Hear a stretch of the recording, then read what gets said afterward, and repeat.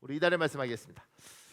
하나님이 세상을 이처럼 사랑하사 독생자를 주셨으니 하나님이 세상을 이처럼 사랑하사 독생자를 주셨으니 이는 그를 믿는 자마다 멸망하지 않고 영생을 얻게 하려 하심이라. 이는 그를 믿는 자마다 멸망하지 않고 영생을 얻게 하려 하심이라. 요한복음 3장 16절 말씀 요한복음 3장 16절 말씀. 우리의 기도하겠습니다. 하나님이 저를 이처럼 사랑하사 독생자 예수님의 목숨까지 내어주셔서 감사합니다. 하나님이 저를 이처럼 사랑하사 독생자 예수님의 목숨까지 내어 주셔서 감사합니다. 예수님을 나의 하나님, 나의 주인으로 믿는 제가 예수님을 나의 하나님, 나의 주인으로 믿는 제가 이 세상에서 생명력 넘치는 삶을 살다가 저 세상에서 천국의 영원한 삶을 살게 하옵소서. 이 세상에서 생명력 넘치는 삶을 살다가 저 세상에서 천국의 영원한 삶을 살게 하옵소서. 예수님의 이름으로 기도합니다. 예수님의 이름으로 기도합니다. 하나님이 우리 기도 꼭 응답하여 주실 줄 믿습니다. 아멘. 아멘. 감사합니다. 오늘 말씀을 이렇게 시작하겠습니다. 성부 하나님이 성자 하나님의 목숨조차 아끼지 않고 우리를 위하여 내어 놓으셨습니다. 그런 하나님이 세상 사람들을 향하여 외칩니다. 수고하고 무거운 짐진 자들아 다 내게로 오라. 내가 너희를 쉬게 하리라. 오늘은 마태복음 11장 28절에서 30절까지 말씀을 통하여 지금 나에게 하시는 하나님의 음성을 듣겠습니다. 여러분과 제가 가지고 있는 신앙의 토대, 기초가 뭐냐면 하나님이 우리를 사랑하셨다. 얼마나 사랑하셨는가. 자기의 하나밖에 없는 성자 하나님의 목숨을 주실 만큼, 내어주실 만큼, 기증하실 만큼 우리를 사랑하셨다. 우리는 어떤 가치가 있는가? 우리는 하나님의 생명의 가치가 우리에게 있다. 우리가 공부를 못할 수도 있고 가난할 수도 있고 외모에서 컴플렉스가 있을 수도 있지만 우리의 가치는 어떤 가치인가? 성자 하나님의 목숨만큼, 하나님의 생명만큼 우리는 가치가 있다. 이것이 믿어지시는 은혜가 있기를 예수님으로 축복합니다. 누가 뭐래도 이게 우리의 믿음의 기초입니다. 그렇게 우리에게 아들까지 주신 하나님이 뭐라고 이야기하느냐면 이 사람들에게 수고하고 무거운 짐진 사람들아 다 내게로 오라. 내가 쉬게 해줄게. 이야기를 하시는 거예요. 이게 무슨 말씀인지 우리 좀 볼래요? 그 밑에요. 수고하고 무거운 짐은 무엇인가? 수고하고 무거운 짐은 무엇인가? 학자들은 이렇게 생각해요. 어떤 신학자는 유대인의 율법이라고 합니다. 이걸 미츠보트라고 그럽니다. 총 613가지의 율법으로 248개의 하라는 명령과 준행 업무예요. 365개의 하지 말라는 명령, 금지 명령이에요. 구성됩니다. 유대교는 하나님이 양팔 저울에 인간의 행위를 저울질한다고 가르칩니다. 율법을 잘 지키면 저울이 천국 쪽으로 기울고 율법을 잘 지키지 못하면 저울이 지옥 쪽으로 기웁니다. 이것이 유대교 구원관입니다. 그래서 유대인은 구원에 대한 불확실성과 613가지나 되는 수고하고 무거운 짐, 율법에 눌려서 산다고 주장합니다. 그러니까 누구는 수고하고 무거운 짐진 자들아, 이걸 율법 때문에 짓눌린 자들아, 이거 못 지키면 지옥 간다고 그래서 이걸 지키려고 노력하는 얘들아, 이렇게 유대인들 출신들은 해석을 한다는 거예요. 그러니까 이렇게 한다는 것이지 이것만 정답이라고 이야기하는 게 아닙니다. 그 밑에요. 어떤 신학자는 스트레스라고 합니다. 현대인이 가진 모든 유형의 질병의 직간접적 원인이 스트레스이기 때문이고 지금은 모든 사람이 가지고 있는 정신적인 질병이라고 주장합니다. 어떤 분이 가게를 하는데 그 가게에 온 손님이 휴대폰에 올려서 이렇게 보니까 스트레스 이렇게 뜨더래요. 띵 스트레스? 근데 그분이 딱 봤더니 여보 이러더래요. 자, 어떤 문학가는 산다는 것, 이거 실제로 있었던 일입니다. 실제로. 어떤 문학가는 산다는 것 자체가 수고로운 짐이라고 합니다. 이건 도스토예프스키라는 러시아 문학가가 이렇게 말을 한 거예요. 산다는 것 자체가 수고로운 짐이다. 인생 고달팠던 거죠. 사람마다 수고하고 무거운 짐이 다릅니다. 어떤 사람은 완벽주의일 수 있고 어떤 사람은 자존심일 수 있습니다. 어떤 사람은 인과관계의 갈등일 수 있습니다. 어떤 사람은 과거의 상처와 실패와 아픔일 수 있습니다. 내가 보기에 아주 작아서 수고롭지도 무겁지도 않은 짐처럼 보여도 그 사람에게는 태산처럼 크고 바다처럼 깊은 수고로운 수고롭고 무거운 거대한 짐일 수 있습니다. 이게 여러분과 저에게 수고하고 무거운 짐이 뭔가 학자는 어떤 목회자는 또 어떤 문학가는 이렇게 설명하기도 하죠. 근데 분명한 건 수고하고 무거운 짐이 각자마다 다 다르더라는 거예요. 각자마다. 누군가는 그게 굉장히 열등감일 수도 있고, 누군가는 돈 이야기만 나오면 그렇게 주눅이 들고, 누군가는 키 이야기만 나오면 그렇게 주눅이 들고, 이 수고하고 무거운 짐이 사람마다 다 다르더라 이거예요. 근데 이제 우리 입장에서 누구 이야기 들으면서 아유 그거 갖고 뭘 그래 이렇게 반응하는 사람들이 있지 않습니까? 근데 내가 볼 때는 아무것도 아니에요. 근데 그 사람한테는 굉장히 큰 것일 수 있습니다. 그러니까 예수 믿는 여러분과 저는 기본적으로 사람이 따뜻해야 됩니다. 따뜻해. 제가 미국의 어떤 뭐 대학 원장 어떤 자리에 어떤 분이 한국인인데 그분이 계셨는데 그분이 이제 내려오려고 그러는 거예요. 자기가 그냥 이만큼 했으니까 내려오고 딴 사람한테 이 자리를 물려주려고 그랬는데, 그때 어쨌든 제가 이분한테 배운 게 있으니까 이분이 그때 한국에 왔었는데 제가 같이 차 마실 수 있는 기회가 생겼어요. 그래서 뭐 편하게 예를 들면 내려놓으려고 그래. 그럴 때 제가 이분한테 교수님 안 됩니다. 교수님이 계속 그 자리에 있어야 됩니다. 이분도 뛰어난 걸 합니다. 근데 이분이 아니고 교수님이 있어야 됩니다. 그러니까 그분이 그런 거죠. 왜 내가 있어야 된다고 해? 그래서 교수님은 따뜻하잖아요. 이분은 뛰어난 건 맞는데 차가워요. 지도자 리더는 따뜻했으면 좋겠습니다. 지도자를 받쳐주는 사람은 좀 차가워도 리더는 좀 따뜻했으면 좋겠습니다. 저는 이분이 있으면 굉장히 어려워질 거라고 생각합니다. 이렇게 이야기를 했죠. 그러면 그분이 손잡고 그래 고맙다 박 목사, 내가 네 이야기를 듣게, 이러지 않고 많이 컸네 뭐 이런 데서 오는 거지. 근데 따뜻한 것, 그러니까 사람은 따뜻한 사람을 좋아합니다. 그러니까 여러분과 저는 좀 따뜻했으면 좋겠어요. 그러니까 누가 뭐라고 그러면 내가 생각할 때는 뭐 저거 갖고 저렇게까지 고민을 하나. 근데 그 사람한테 큰 거란 말입니다. 그러면 그걸 인정하고 난 잘 모르겠는데 집사님 많이 힘들어 보이는 건 내가 이해해, 어떻게든 도움이 될게, 이렇게. 근데 또 교회 안에 이런 달란트 있는 분들이 있습니다. 뭐 어려운 갖고 어려워할 거 갖고 어려워야지, 정신 차려! 근데 정신이 탁 드는 사람이 있습니다. 그 사람은 그렇게 해도 됩니다. 그러니까 옛날 음식점 중에 욕쟁이 할머니도 있었지 않습니까? 그분은 욕해도 괜찮습니다. 어줍지 않게 그분 따라하다가 망한 가게들 많습니다. 그러니까 내가 달란트가 욕해도 그 욕이 찰지고 기분 안 나쁘게 딱 들어오는 사람들은 그렇게 해도 되지만 어설프게 따라하면 망하는 거예요. 근데 교회 안에서도 따끔하게 야단쳐도 그게 먹히는 그런 달란트를 가진 특별한 분들이 있을 텐데 그분들은 그래도 됩니다. 저는 믿습니다. 0.1%도 없습니다. 그런 분들은. 그러니까 하지 마십시오. 그런 거 그렇게 하지 말고 따뜻하게 품어줘라. 왜냐하면 내가 보면 저거 그냥 이겼으면 좋겠는데 저 갖고 뭘 저렇게까지 하나.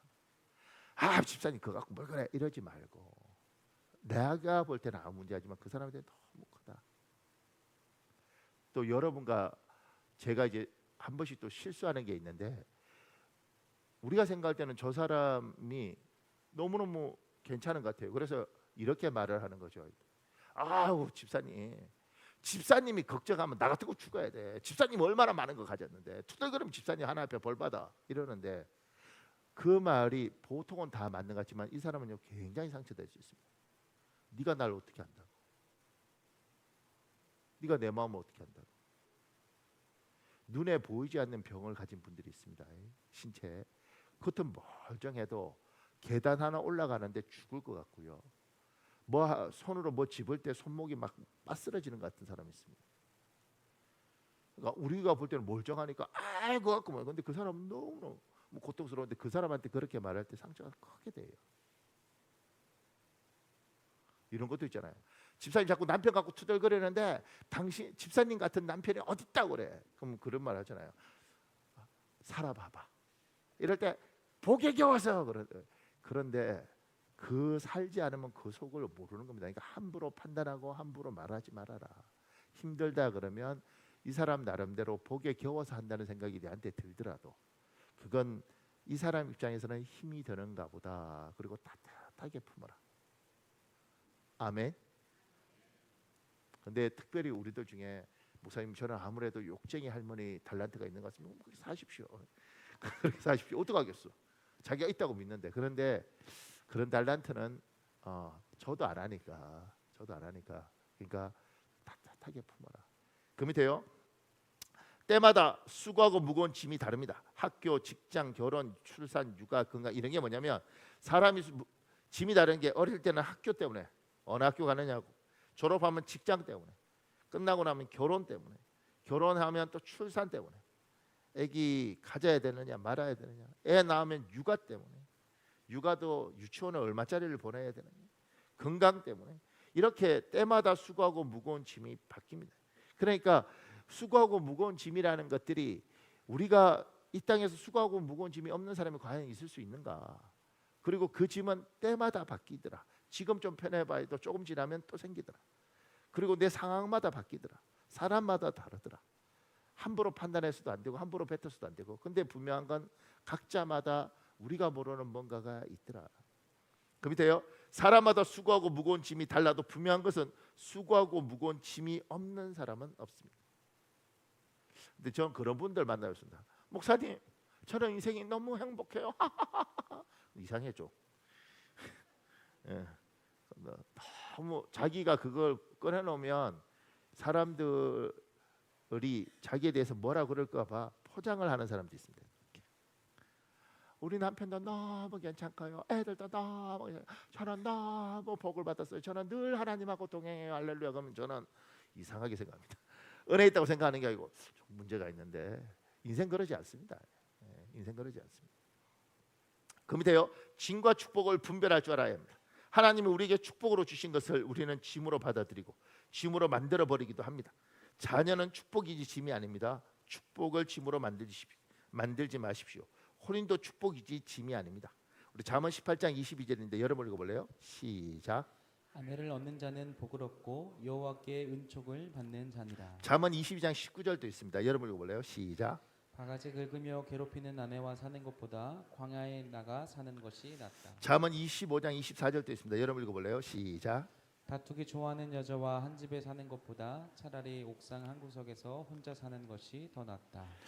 여러분, 이게 수고하고 무거운 짐이다라고 이야기할 때 하나님 우리에게 축복을 주신 걸 짐으로 오해할 수도 있고 축복을 주신 걸 짐으로 만든 사람도 있습니다. 그러니까 수고하고 무거운 짐진 자가 다 내게 오라. 이래서 하나님 앞에 하나님 난 이 짐이 너무 무거워요 왔는데 하나님이 얘야 그거 짐이 아니고 축복인데 너는 왜 자꾸 짐이라 그러니?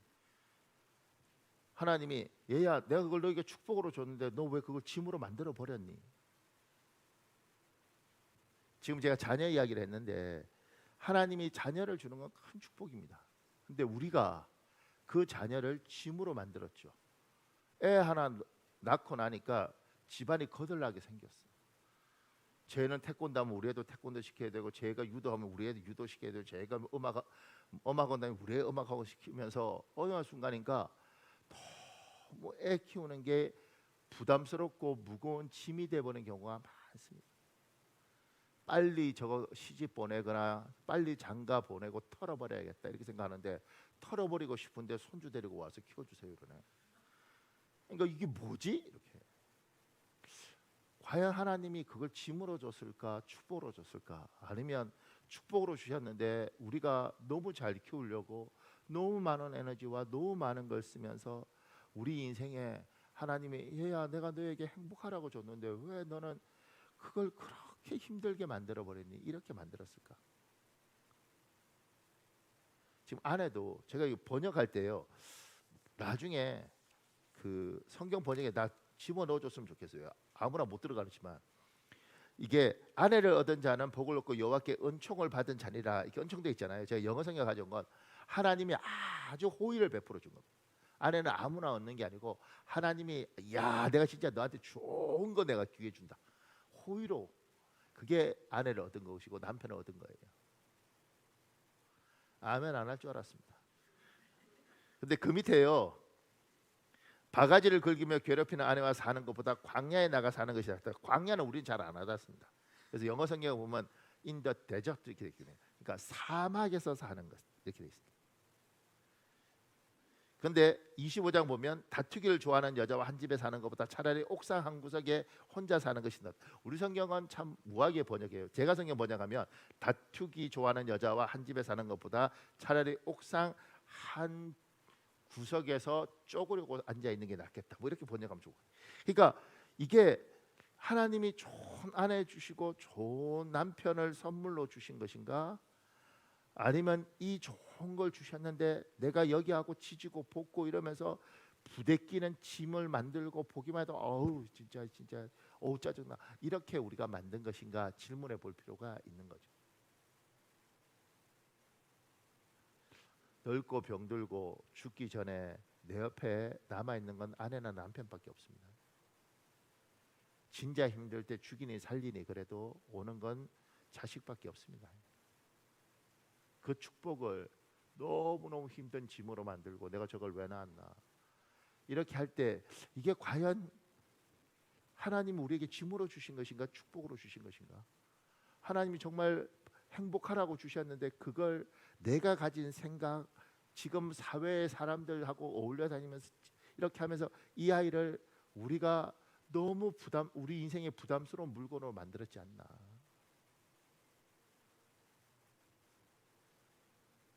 질문해 보는 겁니다. 질문.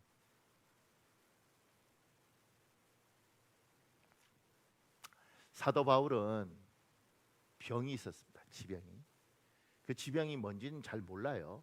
근데 분명한 건 안질이었으면 확 눈에 띄었을 것이고 안질 관질 둘인데 간질이었으면 평소 때는 멀쩡하지만 분명히 성도 늘 전도하는 사람이었으니까 전도하다가 거품 물고 하고 넘어갔을 거란 말입니다.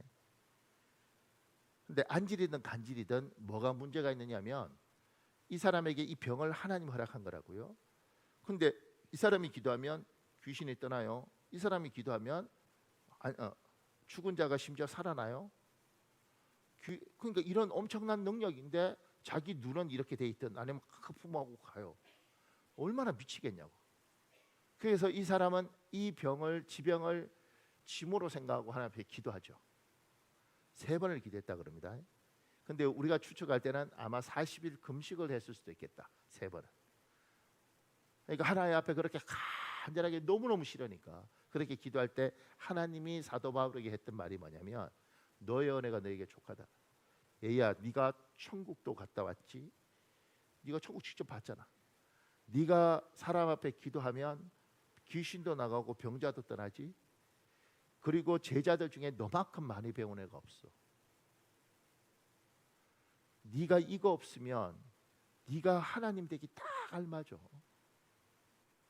이것 때문에 교만하고 싶어도 항상 마음에 눌림이 있고 이것 때문에 네가 누구한테 뭐라 그래도 항상 스스로 나는 왜 이것밖에 안 되나 이게 있지. 그래서 얘야 네가 위대한 사도가 되고 마지막까지 교만해서 버림받지 않고 천국 올 수 있어. 이건 짐이 아니고 너에게 축복이야. 이렇게 이야기하시는 거죠. 짐인 줄 알았는데 그것 때문에 축복인 거죠. 그것 때문에 하나님 앞에서 끝까지 갈 수 있는 겁니다. 때로는 짐인 줄 알았던 이 아이 때문에 내가 예수를 만난 경우도 있고 때로는 짐인 줄 알았던 가족 이 사람 때문에 내가 하나님 앞에 기도하지 않으면 살 수 없도록 만들어 놓은 그것이 이게 진짜 짐인가 축복인가. 일본에 내셔널사 이렇게 뭐 전자제품 만들고 뭐 이 회사 있지 않습니까? 그 마츠시다 고노스케 회장이 한 이야기. 그 사람은 내가 아무리 뒤져봐도 예수 안 믿었더라고요. 그런데 그 사람이 했던 말. 나는 자기는 하늘에서 자기는 3가지 축복을 받았다는 거예요. 하나는 자기는 병약한 몸으로 태어나서 누가 보면 재수 없다고 그럴 텐데 병약한 몸으로 태어나서 건강에 늘 관리를 하다 보니 90살이 넘게 살고 있더라. 지금 돌아가셨는데 살았을 때 이제 사람들한테 이야기해요. 자기는 몸이 약했기 때문에 늘 건강을 조심했고 그래서 90 이상 자기가 살고 있더라. 두 번째, 자기는 초등학교 4학년 때 이제 집안이 망하고 뭐 이렇게 하면서 자기는 너무너무 가난했대요. 그래서 그 가난 때문에 부지런하지 않으면 먹고 살 수 없다는 거 알아서 자기는 정말 부지런하게 살다. 가난이 자기를 부지런하게 만들었다는 거예요. 또 하나는 자기는 초등학교 4학년 때 중퇴를 했는데 그래서 자기가 배움이 짧다는 걸 알았기 때문에 자기는 평생 배워야 된다고 생각해서 늘 배우는 사람을 살았다는 거예요. 그러면서 그 거대한 기업을 일으켰다는 거죠. 이 사람은 안 믿어도 이게 짐이 아니고 가난과 못 배운 것과 병약한 것이 짐이 아니고 자기한테 축복이었던 거예요. 하나님 우리에게 축복을 준 걸 우리는 무조건 떠나가라 그러는가 아니면 그것 때문에 하나님이 이게 짐이 아니고 축복이었고 이것 때문에 내가 이만큼 왔는가. 제가 좋아했던 그 강용우 박사, 그 우리나라 장님이었다가 최초의 시각장애인이었지만 미국에서 박사 받고 부시 대통령 자문관 하시던 그분 그 이야기 하잖아요. 사람들은 어떻게 그 장님이라서 어떻게 그걸 이겨내고 그만큼 올라갔느냐 이렇게 자꾸 질문하는데 그거 틀린 질문이다. 내가 중학교 때 이렇게 소경이 됐는데 이것 때문에 이만큼 간 거다. 이걸 어떻게 이기고 간 게 아니라 이 장님이 된 것 때문에 저만큼 가도록 이걸 통해 사람이 축복한 것이지. 이것 때문에 괴로워. 이걸 이겨내야지. 그래서 이걸 이겨내서 이 장애를 딛고 일어난 것이 아니라 하나님 이걸 통해서 그렇게 축복하신 것이다. 이렇게 이야기해요. 짐이냐 축복이냐, 수고하고 무거운 짐이냐 아니면 하나님 나의 축복이냐. 하나님의 축복을 내가 짐으로 만들었느냐. 하나님이 좋은 걸 주셨는데 그거 갖고 맨날 투덜거리고 이런 짐이라고 갖다 버려야 된다 그러고 그러면서 그냥 투덜거리고만 산 거 아닌가. 제가 여기서 이렇게 정리를 하고 넘어갔으면 좋겠습니다. 기억하셔야 합니다. 첫째, 사람마다 수고하고 무거운 짐이 다르고 시기마다 수고하고 무거운 짐이 달라집니다. 둘째, 내 눈에 하찮은 작은 짐처럼 보여도 저 사람에게 태산처럼 무거울 수 있습니다. 함부로 남의 짐을 평가하지 마십시오. 셋째, 이 세상에 무거운 짐이 없는 사람은 없습니다. 사람을 불쌍히 여기셔야 합니다. 넷째, 짐과 축복을 분별하십시오. 하나님의 축복을 짐처럼 대우하는 사람이 있습니다. 하나님이 주신 축복을 누리는 것입니다. 그것으로 인하여 하나님께 감사하십시오. 속으면 축복이 짐이 됩니다. 아멘. 자, 그 밑에요. 다 내게로 오라 내가 너희를 쉬게 하리라. 다 내게로 오라 내가 너희를 쉬게 하리라. 놀라운 메시지입니다. 우리 하나님의 자신감을 볼 수 있습니다. 우리 하나님은 능력이 많으십니다. 내 눈에 아무리 보아도 답이 보이지 않습니다. 그러나 하나님께는 답이 있습니다. 내 작은 경험, 좁은 식견, 적은 지식으로 하나님을 재단하지 마십시오. 하나님께 오는 자마다 힘을 얻습니다. 그래서 다 내게 오라고 하십니다. 저는 지금 청년들이 참 불쌍한 게 너무 똑똑해요. 저희가 자랐을 때 그 나이 때보다는 얘들은 정보량이 너무 많은 것 같아요. 그래서 불쌍해요. 왜냐하면 너무 많은 걸 아니까 자기가 다 하는 줄 알아. 그래서 같이 이야기하다 보면 목사님 지금은 답이 없습니다. 옛날에는 개천에서 용이 났지만 지금은 개천에서 용이 날 수 없는 구조입니다. 답이 없습니다. 이렇게 이야기해요. 근데 그 아이들 이야기하다 보면 맞아요. 법과 이런 구조들이 개천에서 용이 날 수 없는 구조로 자꾸 만들어가죠. 그리고 기존에 가지고 있는 사람들, 자본을 가지고 있는 사람들한테 유리한 쪽으로 법과 구조는 다 그렇게 만들어지고 있습니다. 점점 더 심해가겠죠. 왜냐하면 기득권을 가진 사람들이 그 제도를 그렇게 만들 테니까. 그런 식으로 구조를 갖고 가서 가난한 사람은 계속 가난하고, 그 다음에 가난한 사람 중에 옛날에는 가난한 사람 중에 10%가 개천에서 욕날 수 있다면 지금은 1%도 못 나도록 구조를 만들죠. 그래야 가진 사람들이 누릴 수 있지 않겠습니까? 그런 식으로 세상에 있습니다. 그러니까 지금 똑똑한 애들은 이야기하죠. 답이 없다고. 제가 들어도 맞아요. 그런데 그건 당신과 나 같은 인간의 생각이고, 하나님이 다 내게로 오라 하고 이야기할 때 우리 하나님은 답이 있다. 무슨 그게 뭐예요? 나도 모른다. 굉장히 무책임한 말 같지만 나도 모른다. 그렇지만 우리도 그 시대에 돌아가 보면 우리도 답이 없었다. 왜냐하면 답이 없다고 이야기할기에 하는 길을 기도하고 왔는데 어느 날 보니까 하나님이 길을 찾아줘서 여기 있더라. 똑똑하고 잘나서 온 사람들도 있는가 본데 우리는 대부분은 하나님 붙들고 왔는데 끝났다고 생각했는데 끝나지 않았고 답이 없다고 생각했는데 답이 있더라. 그래서 이만큼 왔다. 그렇다면 너희들도 하나님 붙들면 하나님 안에는 길이 있다. 니들이 아무리 똑똑해도 전 세계의 모든 걸 다 아는 게 아니니 기껏 알아봤자 90% 알면 만회할 텐데 알고 보면 90%가 아니라 30%도 모를 거다. 그리고 곳곳에 숨겨져 있는데 그 숨겨져 있는 길을 너는 모른다. 그런데 하나님이 그 길들을 찾게 한다. 그러니 주님 이야기하죠. 수고하고 무거운 짐진 자라 다 내게로 오라. 내가 얘야 나는 알아. 너는 안 보이지만 나는 보여. 너는 길이 없지만 나는 길이 있어. 그러니까 내가 길을 열어줄 테니까 믿고 따라와라 하고 이야기하는 거예요. 지금 젊은이들이 희망이 자꾸 없어지고 하나님 앞에 대해서 이야기할 때 끝났다 그러고 뭐 이렇게 할 때 그 아이들이 교만한 겁니다. 얼마나 안다고. 그리고 또 웃긴 건 뭐냐면 목사님 세대하고 다르다. 저도 대학교 졸업할 때 제 전에 선배들은요 캠퍼스에서 기타 치고 놀았답니다. 우리 졸업할 때 회사 들어가기가 그렇게 어렵고 굉장한 경쟁률 속에서 우리도 사는 거죠.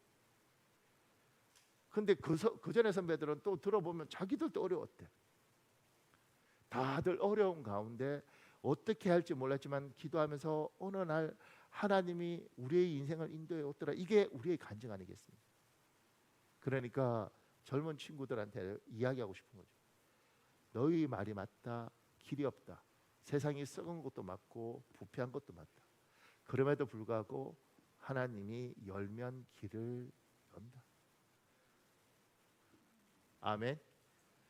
이 자리에 뭐 열심히 산 분들 있지 않습니까? 여러분은 여러분이 잘나서 여러분 실력으로 이만큼 왔다고 생각하십니까?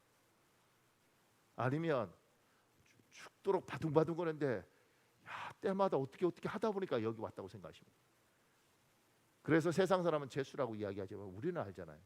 하나님 살려주셨고 꺼내주셨고 우리 주위에 우리보다 똑똑한 사람들 다 길 잃고 헤맬 때 하나님이 그래도 우리에게 긍휼을 베풀어서 이만큼 왔다는 거 우리는 알지 않습니까?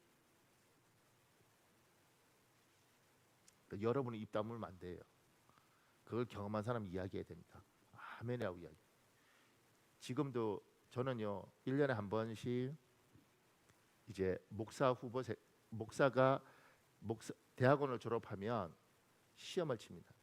시험을 치어서 보통 이제 한 70% 이렇게 합격시켜 주는데 그 하면 그때 합격하면 강도사 연수 교육이 있고 강도사 연수 교육을 끝나면 강도사 자격증을 줍니다. 근데 이 강도사 대학원 졸업하고 강도사 시험을 쳤을 때 그때 이제 보통 한 200여 명 이렇게 하는데 제가 다른 데는 몰라도 그 세미나는 제가 강사로 간다고 이야기했단 말이에요. 그래서 제가 갑니다. 제가 가서 그 친구들한테 무슨 이야기를 하느냐면 여기에 큰 교회 담임 목사 아들도 있고 뭐 아주 좋은 데 있는 뭐 힘 있는 누구 친척들을 가진 사람도 있다. 근데 대부분은 그렇지 않지 않냐. 목회자들도 금수저가 있고 흙수저가 있다. 근데 내 후배들인가요? 하나님은 길이 없다고 생각하지만 우리를 목회자로 부를 때는 반드시 우리가 목약할 목양지와 양떼를 예비해놓고 우리를 불렀다. 이 하나님을 제발 믿어라. 여기가 작든 크든 하나님은 우리를 그 예비하고 불렀다. 지금 니들이 세상에서 말하고 교수들이 이야기하는 것들 속에서 목회가 끝났고 안 되고 그거는 논리적인 이야기고 우리의 믿음은 하나님이 그래서 불렀다. 그러면서 제가 우리 교회에 있다가 지금 미국에 간 남원 목사 이야기를 해줘요. 이렇게 하나님이 그렇게 만들어 가더라. 우리 교회에 있다가 일본에 간 김영진 목사 이야기해줘요. 하나님이 그렇게 목양지를 만들어. 그러면서 꼭 이렇게 말하죠. 근데 그 목사님은 일본에 갔는데 성도가 10명이에요. 왜 그런 줄 아느냐? 목사님 10명만 있어도 저 갑니다. 그런 말 하지 말아라. 하나님 들으신다. 그러지만 거기서 은혜 가운데 감사해야 하고 힘들지만 우리야 이 땅에서 큰 교회 하려고 부른 게 아니고 우리는 목양하도록 부른 사람들 아니에요. 니들이 큰 교회 하려고 속아서 그러지. 목양하겠다고 하면 하나님이 우리에게 목양지를 주신다. 그러니 이미 우리를 부를 때 그걸 믿어라 제발 얘들아 이렇게. 그래서 제가 갑니다. 여러분들은 별로 안 읽고 그래서 내가 여기서 자존감이 낮으면 거기 가면요 강사 평가하면 제가 굉장히 높은 점수 받는답니다. 참, 얘야 너희 입으로 스스로 높이지 말고 주위가 높이도록 해주라. 근데 아무도 안 해. 그래서 내가 그러니까 우리 목사 될 그 사람들도 속는 거예요. 자꾸. 왜냐하면 자꾸 앞에서 봐. 근데 하나님이 이러죠. 얘야 나는 능력이 많다. 너보다 내가 훨씬 능력이 많다. 네가 가진 생각, 경험, 식견 그게 얼마나 된다. 얘야 나는 길이 있다. 이걸 안 믿는 거죠. 사랑하는 여러분, 여러분과 저의 하나님은 길이 있는 하나님이심을 믿어지시는 복이 있길 예수님 이름으로 축복합니다. 주님이 오라 그러시는 거예요. 와라. 내가 쉬게 해줄게. 그 밑에요. 다 내게로 오라고 초대받았는데 어떻게 응해야 하는지 모르는 사람이 있습니다. 주님이 내게로 오라 그러는데 목사님 어디로 가야 돼요? 신앙 고백입니다. 사람이 마음으로 믿어 하나님께 의롭다는 인정을 받고 입으로 고백하여 구원을 받게 되는 것입니다. 우리는 주일 예배마다 사도신경을 신앙 고백하면서 예배를 시작합니다. 내 입술로 사도신경을 내 귀에 들리는 소리 크기로 고백할 때 하나님이 나를 의롭다 인정하시고 구원받을 믿음을 주실 줄 믿습니다. 주님이 내게로 오라. 그럼 어디로 가야 돼요? 이렇게 이야기할 때 하나님 앞에 우리가 할 수 있는 일을 하는 겁니다. 주님 오라 그러셨으니 주님께 가고 싶은데 어디로 가야 됩니까? 주님이 마음으로 믿어 의에 이르고 입으로 신하여 구원에 이르니까 너는 신앙 고백을 해라. 우리 신앙 고백을 하는 겁니다. 신앙 고백했는데 하나님 안 만나 주시면 나는 내 고백을 하는 겁니다. 만나 주시고 안 만나 주시고는 저분이 하는 거죠. 분명한 건 10번 찍어서 안 넘어가는 나무가 없다. 연애할 때 뭐 그런 거 하잖아요. 그것처럼 하나님 앞에서 나는 10번이고 100번이고 저분을 만나서 내 인생이 바뀐다면 나는 신앙 고백을 하는 겁니다. 저분이 언제 응답할지는 모르지만 살아계시면 응답하시겠지. 누군가에게 응답하겠지. 나는 내 할 일들을 하는 겁니다. 근데 하나님은 선하시니 이렇게 하는데 나를 외면하시지 않지 않겠나. 이 기대를 가지고 하나님 앞에 신앙 고백을 하는 거죠. 또 하나는요. 그 밑에요. 예배입니다. 예배에 나와서 하나님께 예배입니다. 교회에 나와서 하나님께 예배드리는 것이 초대에 응하는 것입니다. 어떤 분은 예배드려도 아무런 것도 느껴지지 않는다고 합니다. 그래서 예배드리는 것이 하나님의 초대에 제대로 응하는 것이 맞는지 묻습니다. 교회에 와서 예배드리는 것 자체가 큰 산을 하나 넘은 것입니다. 또 하나는 이렇게 예배당에 와서 예배드리는 겁니다. 근데 목사님 전 예배드려도 하나님을 못 만났습니다. 근데 첫 번째는 예배드리러 여기 오는 거 이것만 해도 큰 산 하나 넘었습니다. 여러분 잘 모르지만 어떤 분들 이거 다 제가 만난 분들이에요. 어떤 분들은 예배당에 아내 때문에 남자분인데 교회 와서 예배당에 와 있잖아요. 예배당에 앉아 있으면 귀에 북소리가 계속 들린답니다. 설교할 때. 그리고 다리가 계속 떨려요. 그 이기고 자기가 버티는데 죽을 것 같다는 겁니다. 그러니까 예배당 오는 게 너무 어려운 거죠. 어떤 분은 예배당 왔는데 이 심장이 이게 부동맥처럼 막 이렇게 해서 예배당에 앉아 있는 게 너무 힘든 겁니다. 나가기만 하면 돌아와요. 이거 다 우리 교회 왔던 사람들 이야기입니다. 그러니까 이게 안 되는 거예요. 이분들이 올 때마다 그 영적인 방해가 얼마나 심한지. 그래서 그걸 넘어서 여기 들어와 있는 것, 이것만 해도 큰 산 하나 넘은 거죠. 목사님, 들어와 있으면 뭐합니까? 하나님을 못 만나는. 들어와서 기대하는 거죠. 여기까지 왔으니 하나님 만나 주십시오. 제가 어떤 분 그러는데 그분이 이렇게 돼 있더라고요.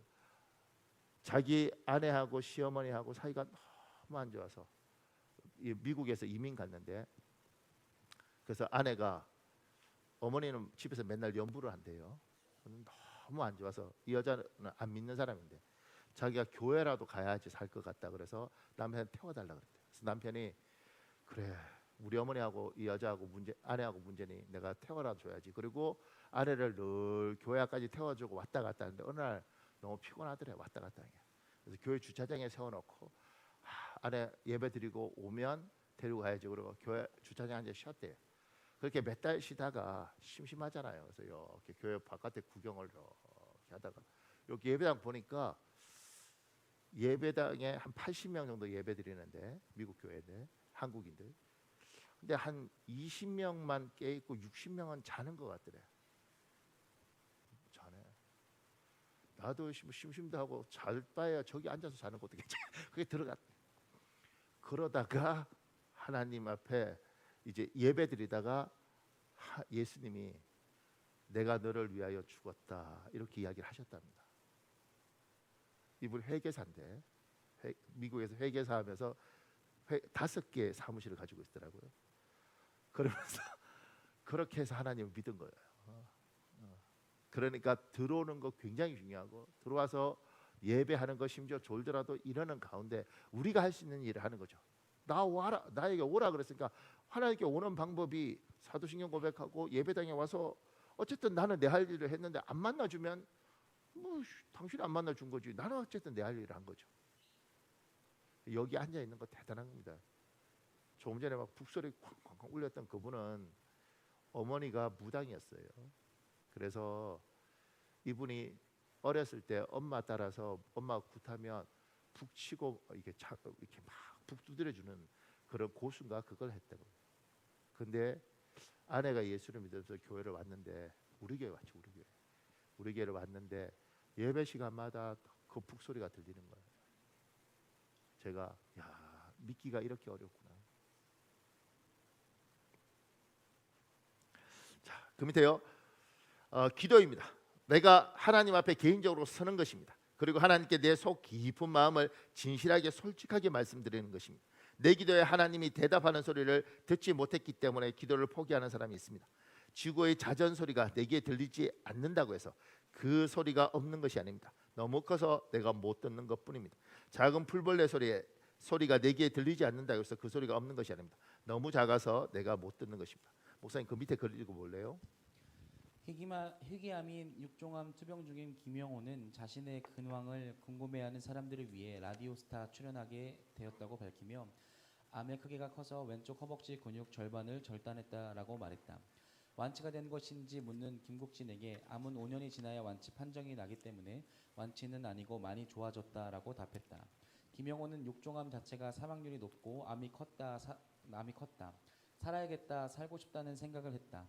악성이 아니었으면 좋겠다는 생각이 첫 번째였고, 부처님한테 기도하긴 그렇고 다들 하나님한테 기도하지 않냐. 그래서 기도하기 전에 상태가 호전되거나 나를 살게 해주면 교회를 다니겠다고 하고 기도했는데 꿈에 나타나 십자가를 주셨다라고 했다. 하지만 다음날 악성 종양 판정에 하나님 욕을 했다고 고백한 김영호는 이후 하나님이 한 번 더 꿈에 나타났다고 이야기했다. 전이가 되었을 것이라고 생각했던 것과 달리 전이 된 곳이 없다는 좋은 결과가 나와 교회에 다니기 시작했다고 말해 샘 오치리는 크리스마스 기적 같은 이야기라고 감탄했다. 이러면서 이제 교회 다니시는 거죠. 보세요. 하나님 앞에 나와라, 이렇게 다 나에게 오라 그래서 하나님 앞에 가면 우리가 할 수 있는 걸 하잖아요. 그러면 때로는 누군가는 하나님을 진짜 만납니다. 그것도 깊이 만납니다. 그래서 방언도 하고 천국도 갔다 오기도 하고, 그리고 환상도 보기도 하고, 뭐 아픈 병이 낫기도 하고 그렇습니다. 근데 이런 일들을 경험하죠. 나에게 오라. 근데 이 나에게 왔다고 해서 수고하고 무거운 짐이 다 풀린 건 아닌 겁니다. 하나님 앞에 왔고 하나님을 만나도 방언을 받아도 심지어 천국을 보고 와도 문제가 안 이건 이거고 수고하고 무거운 짐은 여전히 수고하고 무거운 짐으로 있는 게 있습니다. 그러니까 이것 두 개 분리해야 됩니다.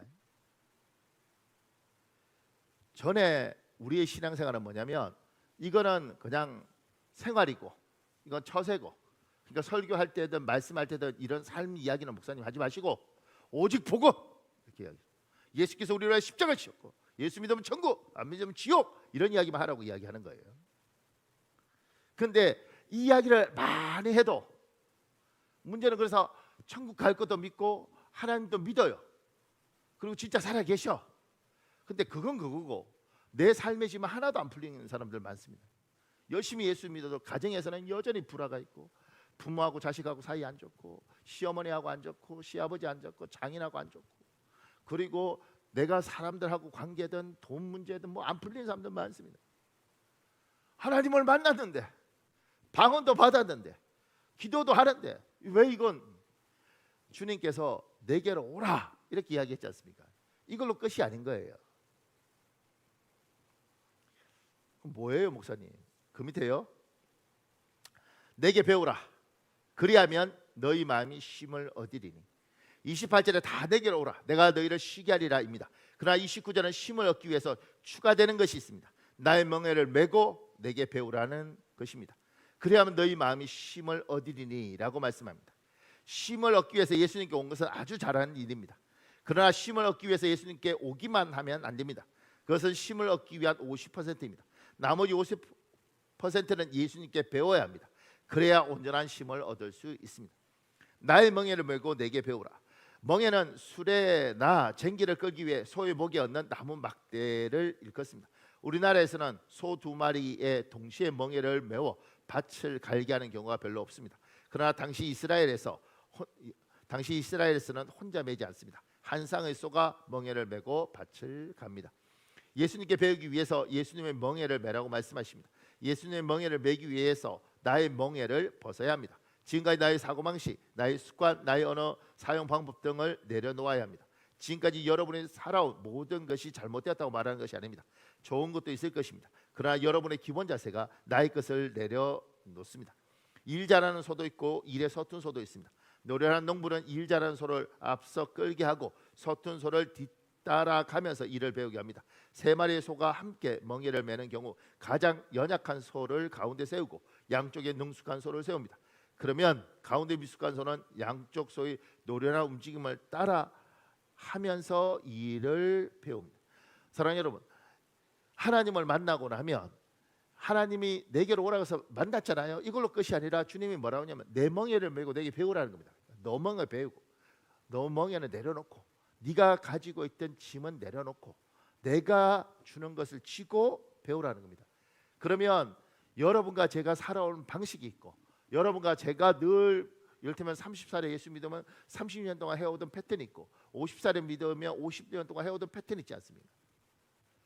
회사 다니던 사람들도 군대 다니던 사람은 군인식으로 생각하고 그 다음에 금융권에 다니는 사람은 금융권 사람처럼 생각하고 건설회사 다니는 사람은 건설회사처럼 생각하는 이런 사고들을 가지고 있는 겁니다. 주님이 뭐라고 이야기하냐면 얘야 내 멍에를 메고 내가 이제 너에게 가르칠 텐데 그걸 배우면 내가 살아있다는 걸 알고 네가 나에게 왔으면 내가 너의 하나님이잖아. 내가 살아있잖아. 내가 이 땅의 주인이잖아. 그러니까 나 따라와. 그리고 하나님의 따라가는 법을 배우면 우리 인생의 쉼이라는 것이 오는 겁니다. 많은 사람이 하나님을 만났는데 하나님을 따라서 사는 법을 못 배운 겁니다. 그러니까 예수를 믿어도 여전히 성깔 내는 사람은 성깔 내고 있고 여전히 예수를 믿어도 하여튼 자기 고집 부리는 사람은 고집 부리고 있고 그러니까 여기가 안 풀리는 겁니다.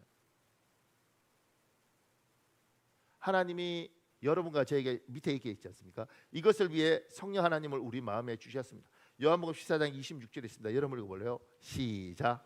그러나 보호자 곧 아버지께서 내 이름으로 보내실 성령께서 너희에게 모든 것을 가르쳐 주시고 내가 너희에게 말한 모든 것을 생각나게 하실 것이다. 우리에게 하나님이 성령 하나님 우리 마음에 주시고 성령께서 지금 이렇게 설교를 하든 여러분 공부를 하든 이런 것들을 생각나게 하시고 깨닫게 하시고 가르치시는 역할을 하는 거예요. 성령은 굉장히 중요한 겁니다. 성령의 인도함을 받는 건 굉장히 중요한 겁니다. 그래서 그 밑에요. 우리는 성령 하나님 인도를 따라 하루하루 삽니다. 그러면서 하나님을 배웁니다. 하나님의 법칙을 배웁니다. 그리고 그러면 인생이 바뀝니다. 그 밑에 이런 글이 있어요. 보세요. 신종우 전사는 2016년 3월 미국에서 잠시 왔다가 우리 교회 사역자가 되었다. 한국에 있을 때 신 전도사는 직업 군인으로 복무하던 중이었고 부인은 시립 합창단 단원이었다. 신 전도사 또한 성악을 전공했기 때문에 둘은 여러 교회를 다니면서 솔리스트로 활약하곤 했다. 부인의 박사과정 진학을 알아보기 위해 미국에 방문했던 두 사람은 우리 교회에서 2주 동안 예배 드린 후 한국으로 돌아갔다. 한국에 돌아가서도 계속 우리 교회가 떠오르면서 하나님이 정말 사랑하시는 교회구나 하는 생각이 떠나지 않았다고 한다. 공무원 신분으로 안정된 삶을 누리던 부부는 신앙 회복이 필요하다는 생각에 1년간 휴직하고 미국으로 왔다. 그때부터 여행 한번 가지 않고 우리 교회에서 목장 활동을 열심히 하며 교육 프로그램에 참여했다. 그러던 중 신 전도사는 하나님 찬양 사역자로 살고 싶습니다. 아프리카에 가라시면 거기 가서 찬양 사역을 하겠습니다. 라고 서원했다. 신 전도사가 찬양에 필요한 사람은 많았지만 우리 교회는 담당 사역자가 있어서 맡길 수 없는 상황이었다. 어느 날 아내가 기도하는 가운데 신 집사에게 교회 사찰 집사 자리를 맡겨라는 성령의 음성을 들었다. 사찰 집사가 엄연히 근무 중이어서 이상하게 생각하며 계속 기도만 드렸다. 그로부터 열흘 후 5년간 일한 사찰 집사가 갑자기 한국으로 가게 되었다고 말했다. 그제야 신전도사 부부에게 교회 사찰 집사직을 맡을 수 있겠습니까? 하고 물었다. 당시 신전도사 부부는 그 얘기를 듣고 매우 놀랐다고 한다. 사실 음악 전공자들에게 그 말을 전하는 우리도 놀란 건 마찬가지였다. 교회 사찰은 대개 나이 많고 특별히 전문 분야가 없는 사람이 맡는 걸로 생각하기 때문이다. 신 전도사에게 일주일간 기도한 뒤 대답해 달라고 했는데 며칠 만에 부부가 나를 찾아왔다. 목사님, 기도하는데 하나님 성전의 문지기가 세상의 첫날보다 낫다는 마음을 주셨습니다. 기쁨이 충만합니다. 그 대답으로 신 전도사는 교회 관리를 맡았다. 그때만 해도 집사 직분으로 임했는데 신학교에 진학해 공부하면서 전도사로도 사역하고 있고 지금은 찬양 사역자로도 충성을 다하고 있다. 보세요. 이거 실제로 있었던 일이잖아요. 그러니까 이를테면 지금 같은 게 이게 말이 안 돼요. 이를테면 한국에서 공무원하고 이렇게 뭐 음악하고 이랬던 사람들이 1년 휴직하고 미국에 왔는데 그 온 사람들 앞에 교회 사찰 집사하세요. 이것도 말이 안 되는 거죠. 그리고 그 사람들이 예 알겠습니다. 한국 거 다 정리하고 여기서 사찰하겠습니다. 이것도 웃긴 거죠. 말이 안 되지 않습니까? 그리고 이게 하나님의 훈련이 될 때면 지금 사모님이 저들을 사찰 집사 시켜라 이렇게 했는데 그 이야기를 듣고 그리고 그냥 막 기도하고 있었는데 여기 보면 열흘 후에 5년간 일한 사찰 집사님이 한국 가게 됐다 그러면서 사찰을 그만두지 않습니까? 근데 이제 너무 충만하면 열흘 전에 부르죠. 사찰 집사한테 하나님이 당신 자르고 딴 사람 부르래 이렇게 갖고 교회 난리 나는 겁니다.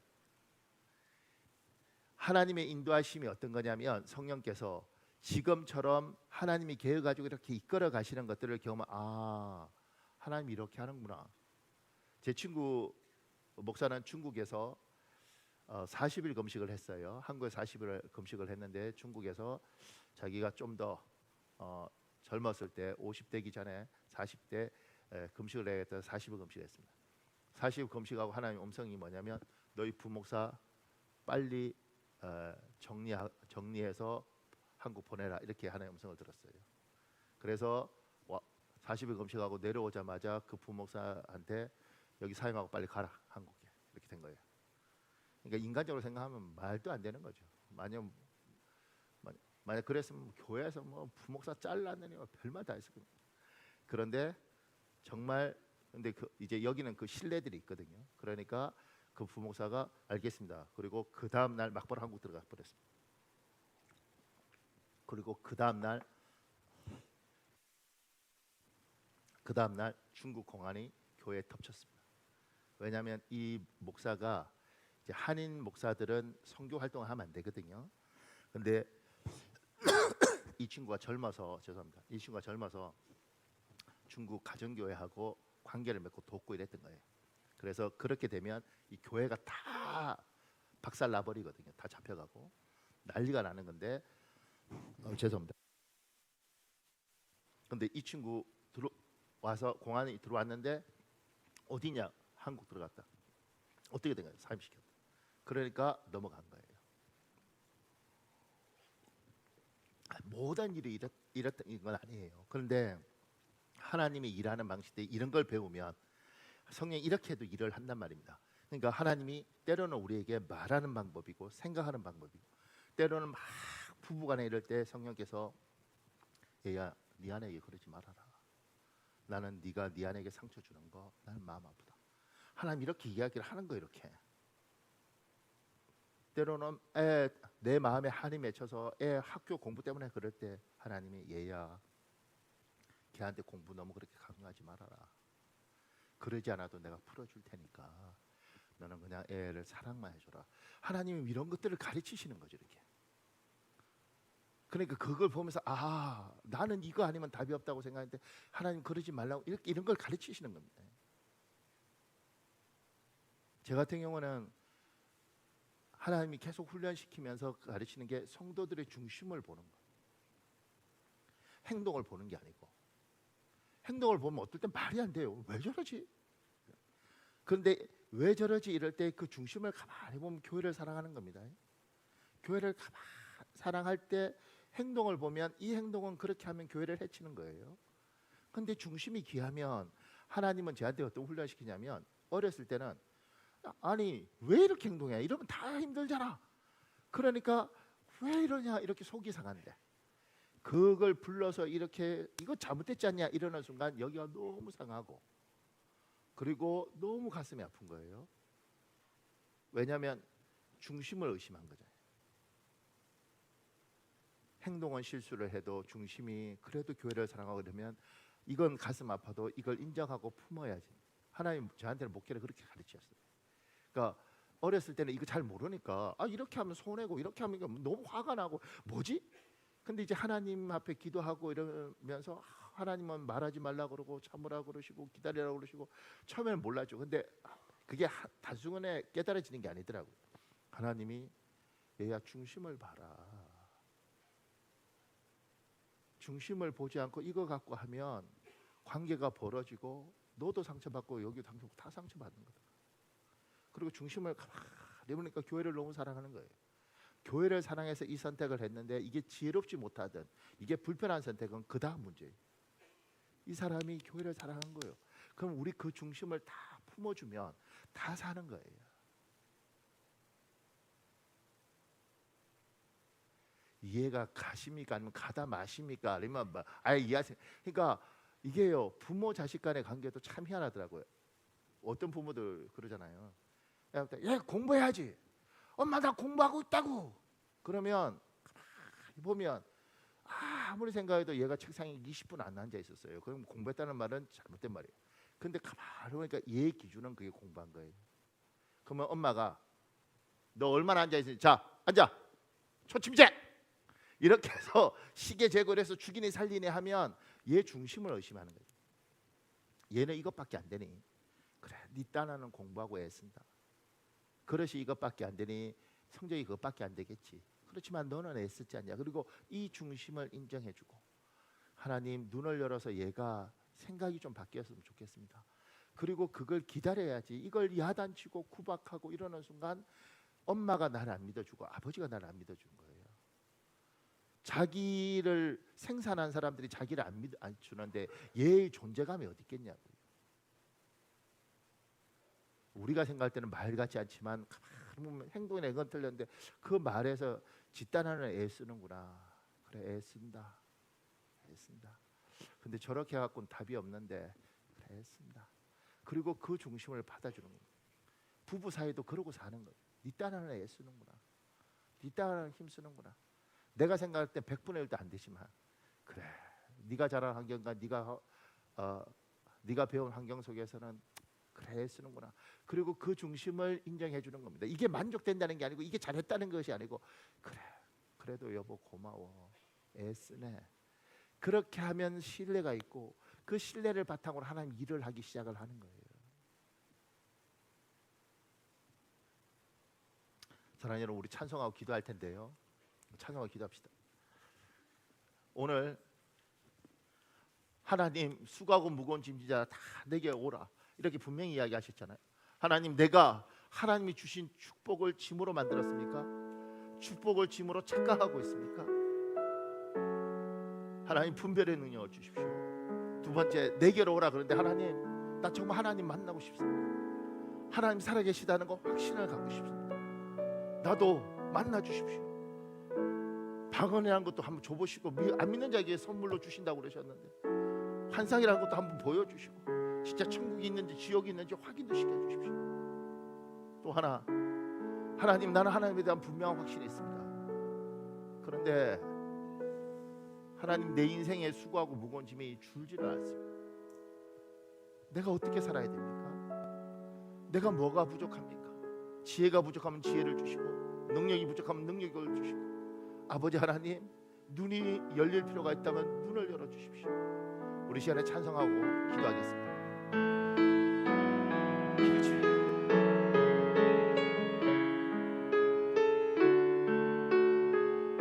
하나님이 세상을 사랑하사 독생자를 우리에게 주셨으니 하나님이 세상을 사랑하사 독생자를 우리에게 주셨으니